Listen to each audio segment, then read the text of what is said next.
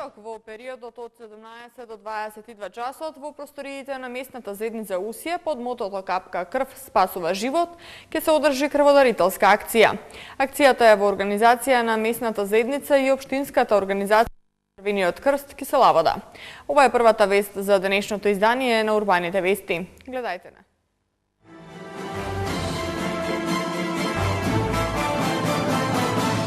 Од 1 до 6 октомври трето издание на Скопје Design Week. На 2 октомври во Скопје ќе се одржи Сахара Балканскиот фестивал на мирот. Градските автобуси често пати личат на подвижен зелен пазар. Променета с бесниот покрив на Јосип Броз Тито.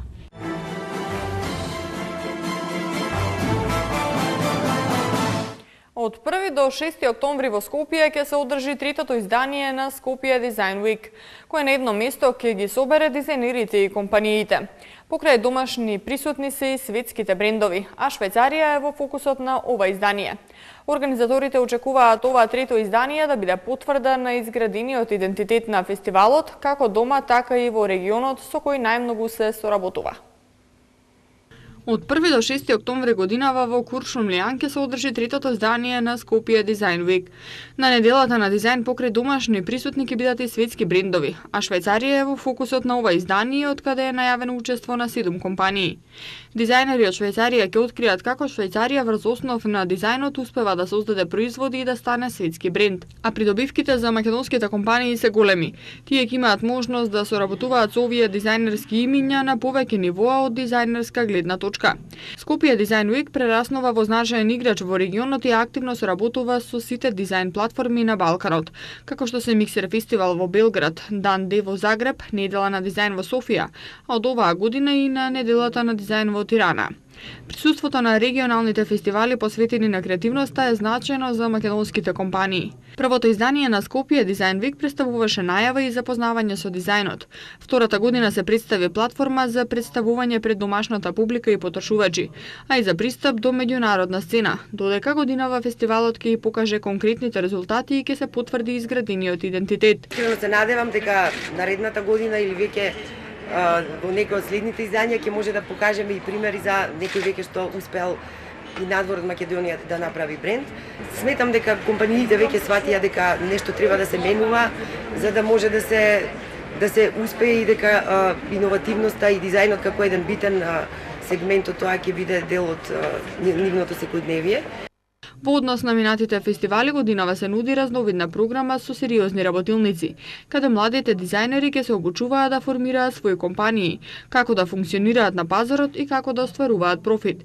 Новина на фестивалот е што годинава ќе има можност да се презентира дизајн во подготовка на храна, како и дел за здрава храна за деца. Ако првото издание беше чисто запознавање со дизајнот, декорирање на поимо дизајн, можностите и предностите кои ги нуди, доколку правилно се стави во функција, веќе второто помогна да се разбере дека е понудена платформа за представување пред домашната публика.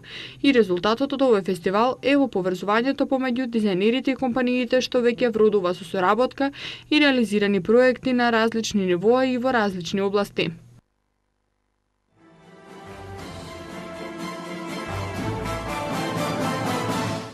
Втората планинска велосипедска трка Трофеј Ѓорче Петра од 2013 ќе се одржи на 29 септември во недела на Ридско-планинските предели на планината Жеден, кои се наоѓаат на територија на општина Ѓорче Петров и општина Сарај. Почетокот на трката од излетничкото место Крстот во 9 часот над село Кучково, каде воедно ќе биде и целта и прогласувањето на победниците во 14 часот. Должината на трасата е 23 км. Стартот и целта се наоѓаат на 687 метри надморска височина. Највисоката точка е 697 метри, а најниската 340 метри надморска височина. По должината на патеката ќе бидат поставени 3 логистички и контролни пунктови каде велосипедистите би добиле освежување и прихрана. Трката е дел од календарот на Велосипедската федерација на Македонија и од надпреварувачки карактер во елит машка и елит женска конкуренција, кои ќе се борат за освојување на трофеот Ѓорче Петров, како и за парична награда во износ од 6000 денари за прво место, 4500 денари за второ и 3000 денари за трето место. Надпреварувачите во елит конкуренцијата за да стигнат до трофеот Ѓорче Петров ќе треба да поминат 70 километри, односно 3 круга на патеката. Со цел омасовување на планинскиот велосипедизам и омасовување на манифестацијата во трката ќе може да учествуваат и рекреативци, кои ќе возат во хоби класите во машка и женска конкуренција. За победниците во хоби класите се предвидени пригодни награди. Организатор на трката е Сусерес Грейсон, се подпомогнати од Велосипедската федерација на Македонија, а во реализацијата активен придонес имаат и граничната полиција на Република Македонија и Македонски шуми. Денеска точно напладне на плоштадот Македонија започна последната проба на големата манифестација Сахара Фестивал на мирот, што официјално ќе стартува на 2 октомври во Скопје. Целта на организаторот Сахара групацијата е повик до сите миротворци да дојдат во Скопје, а свое присуство најави и субрата Рој. Прилог на Томислав Атанасовски. Со настапи на танцувачки групи и пејачи, Сахара Фестивалот на мирот ја одржа последната проба пред одржувањето на главната манифестација која ќе се одржи на 2 октомври. Точно на пладне на плоштадот Македонија започна мултимедијалниот перформанс со кој изведувачите, поп звездите, организаторот Сахара групацијата ги повика миротворците да дојдат во Скопје, а целта е преку еден универзален јазик да се испрати порака со големи букви, самиот збор мир да биде поблиску до граѓаните. Публиката пред војнот на коња забавуваат тинејџери со кореографии на песни од Майкл Джексон, а гости на активистичкиот настан беа и Викторија Лоба и Ѓоко Таневски. Со своето присуство тие уште еднаш ја потврдија поддршката за фестивалот. Досега имавме редослед настани кои што ги организираме по повод главниот настан кој што ќе се случува следната недела на 1 и 2 октомври, значи Сахара Балкан Пис Фестивал. Ова е последниот главен настан кој што ќе означи најава на главниот настан, значи тука ќе имаме луѓе кои што ќе учествуваат и ве покануваме да го проследите ова. И ова е нашиот последен печат како најава на големиот Сахара Балкан мировен фестивал кој што е во очекување и многу ни е драго значи што сме дел од сето ова и што вложуваме напор да го манифестираме мирот во светот и секаде наоколу. На збирниот настан беа најавени дел од содржините на мировниот фестивал. Ке биде отворен со штафетата на мирот која што ќе ја носат македонски јавни личности, а официјалното започнување на фестивалот е со полноќниот настап на камениот мост, како символ на обединување и премостување, а центарот на Скопје ќе биде обоен во сино. Еден од говорниците на самитот ќе биде и субрата Рој, кој заедно со семејството пристигнува во Скопје.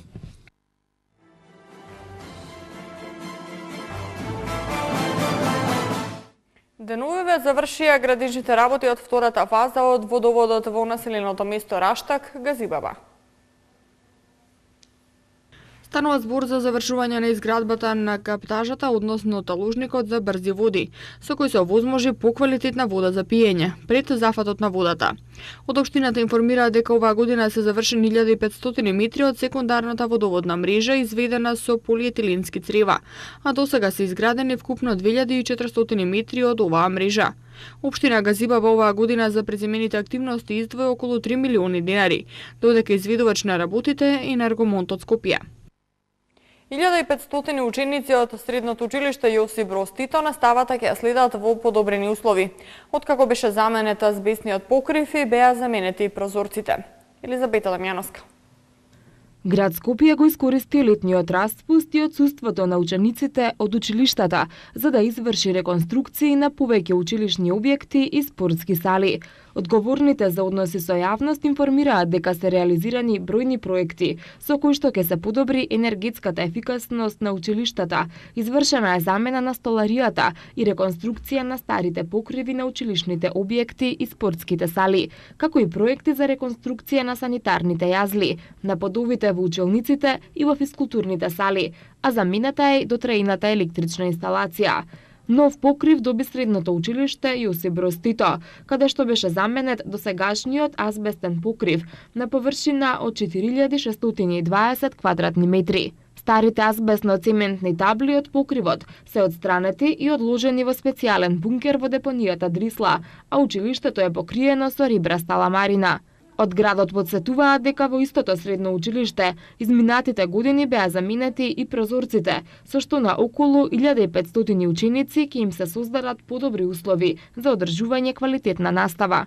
Град Скопје пред неколку месеци најави реконструкција на 16 средни училишта, за што беа издвоени околу 47 милиони денари. Претходно беа заменети прозорците и кровот и на средното училиште Цветан Димов.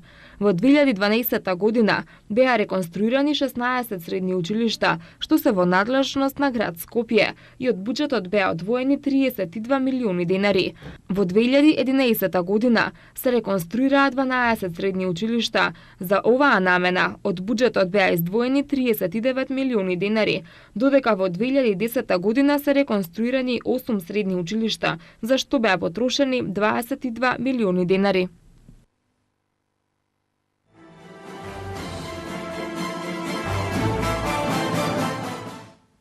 Стадионот Млади лавови во Ѓорче Петров ќе добие нов лик и современи услови за одвивање на спортски надпревари.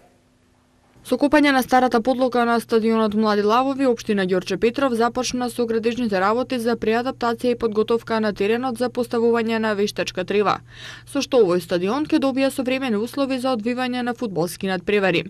Ќе се постави нов дренажен систем и подлога на целата површина од теренот, а воедно ќе биде изградена и патека околу целиот стадион. Инвестицијата ќе чини 5 милиони 100.000 денари, а вештачката трева ќе ја донира Фудбалската федерација на Македонија. Градежните работи ги изведува Трансмед Скопје. Во екот на есенската сезона градските автобуси често пати личат на подвижен зелен пазар. Иако е забрането внесување на поголем багаж или куфери, дел од граѓаните не го почитуваат тој правилник. Со внесувањето на багажот се зголемува метежот во автобусите, нетрпението и нервозата кај патниците. Прилог на Андријана Димитриевска. Во градските автобуси, иако е забрането внесување на куфери и колички за пазарење, дел од граѓаните не ја почитуваат таа одлука, а особено станува збор за пензионерите, па така честопати може да се слушнат поплаките од другиот дел од граѓаните, односно на оние на кои им пречи тоа.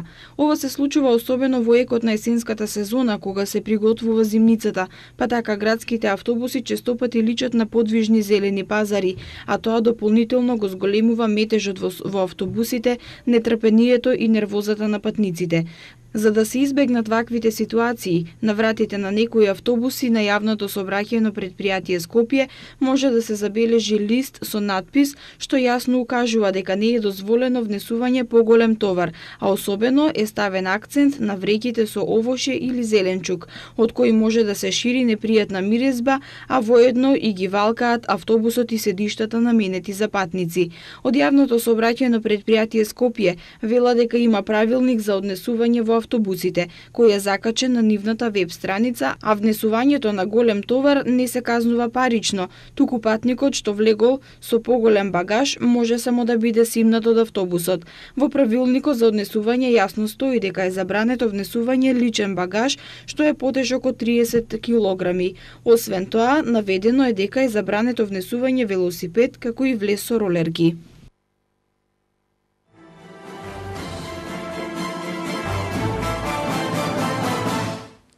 Согласно програмата за одржување на коритото на реката Вардар, Лепенец и отворените канали на подрачјето на град Скопје за 2013 година, деновиве по налог на градот, екипи на јавното предпријатие улици и патишта интензивно спроведуваат активности за чистење на коритото на реката Вардар и Усијанскиот канал во општина Кисела Вода.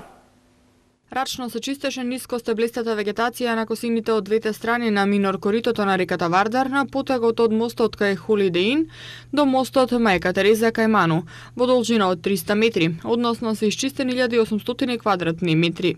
Деновиве извршено рачно и машинско чистење на Усијанскиот канал на потегот од населеното место Усија до булеварот Борис Трајковски, во должина од 250 метри, при што е исчистена ниско стеблистата вегетација и се извадени околу 2000 кубни метри наноси од земја и од комунален отпад. Робин Ван Перси се уште е повреден и нема да игра ниту на дербито со Ливерпул во Лига Купот. Спортските информации следуваат веднаш по рекламите.